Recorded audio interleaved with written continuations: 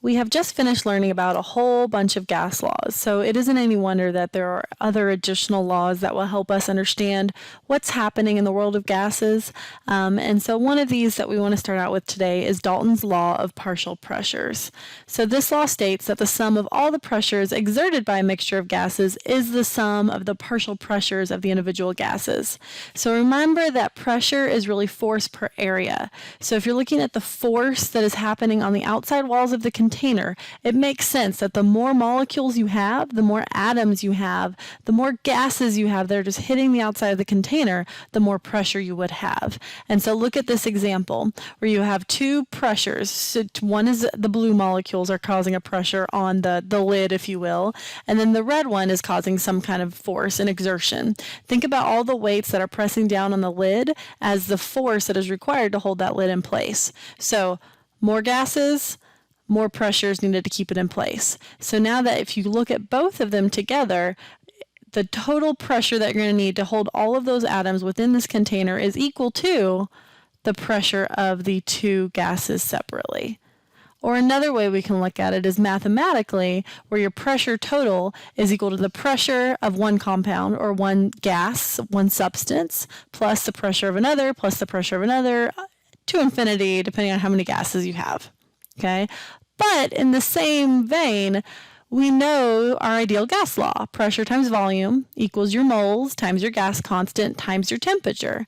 Since you know all that already, you can solve for P.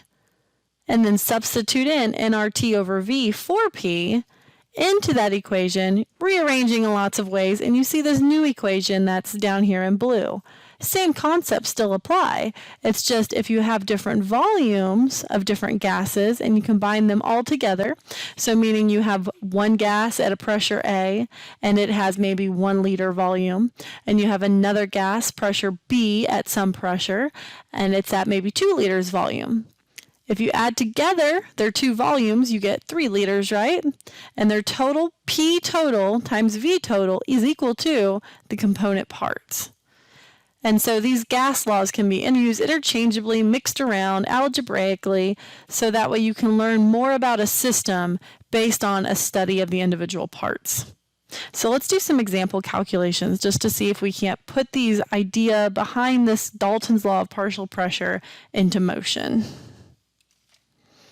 Here's our first question. A vessel with a volume of 41.8 liters contains 2.8 grams of nitrogen gas, 0.43 grams of hydrogen gas, and 79.9 grams of argon gas. At 25 degrees Celsius, what is the pressure in the vessel? So I want you to stop here and try and figure out what do you know.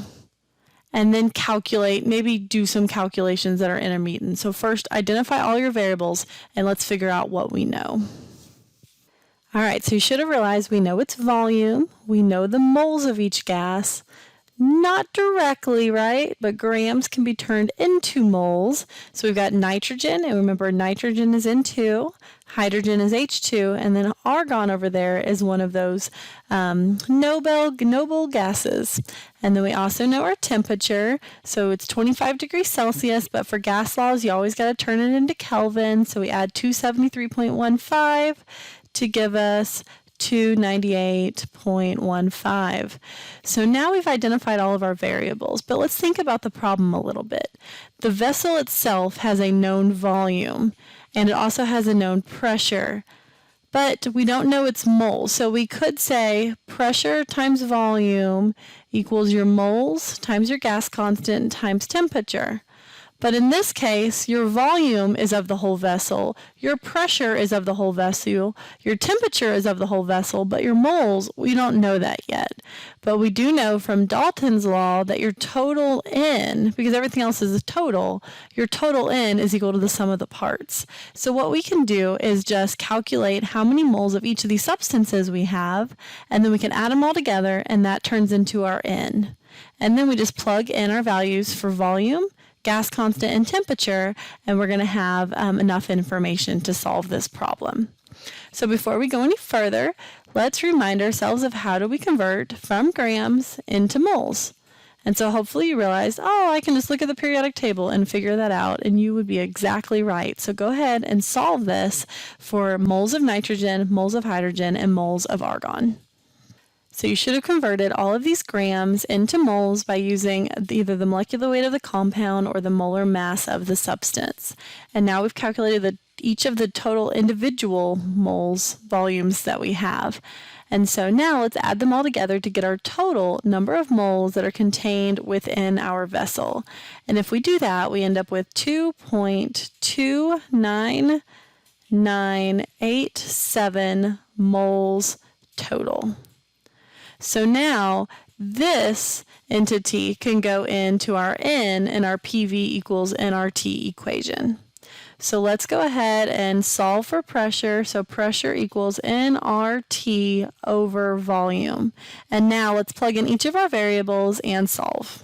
All right, so in this example, we've got 2.2987 moles times our gas constant times our temperature divided by our volume. And you notice moles will cancel. Kelvin cancels, liters cancels, leaving us with ATM, which since we're looking for pressure, that is in fact the correct unit.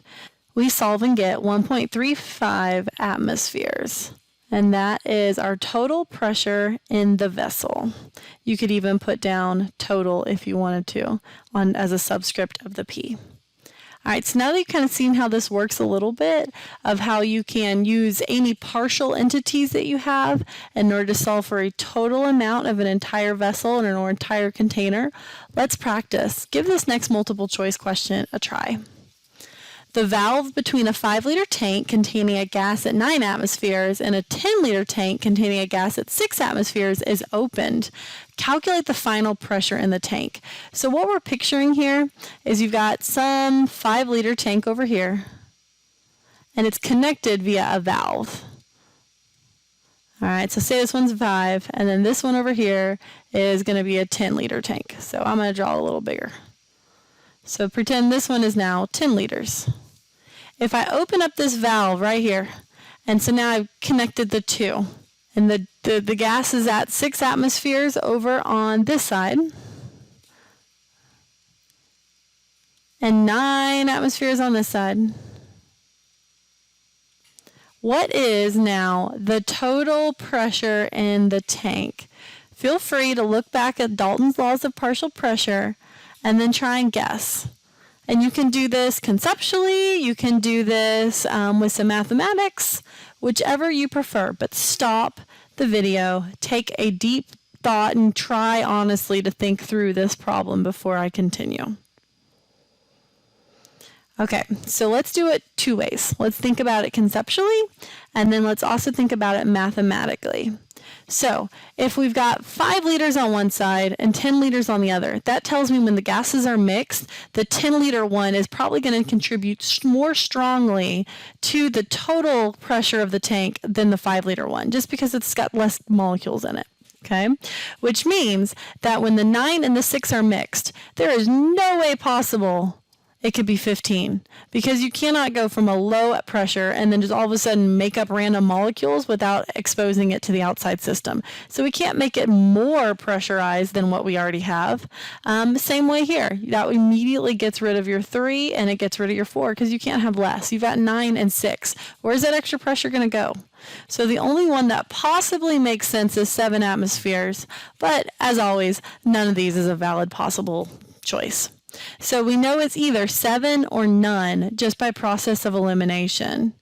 So now let's do some mathematics and figure out what our final answer is. All right, so remember Dalton's law said P total, I'll put a little t, V total equals pressure in one, volume in that same one, plus pressure in another, volume in another. And so what we can do is this could be our pressure and our 5-liter side. Main thing is they got to go together. So meaning 9 can't go with 10. 5's got to go with 9. Okay, you got to keep them together. And then this is describing, so now this pressure is the 6 atmospheres and this volume is the 10. And then what then is the V total? Hopefully you're able to mathematically solve that as 15 liters. You just add them together. So now 15 liters equals 9 atmospheres times 5 liters plus 6 atmospheres times 10 liters. Okay, and if we add this all together, we get pressure, and I'll just solve for the right side first. So pressure times 15 liters equals 105. So this is atmospheres times liters. And now if we divide both sides by 15 liters, the liters are going to cancel, leaving us with atmospheres, and we get a total of 7 atmospheres as our final answer.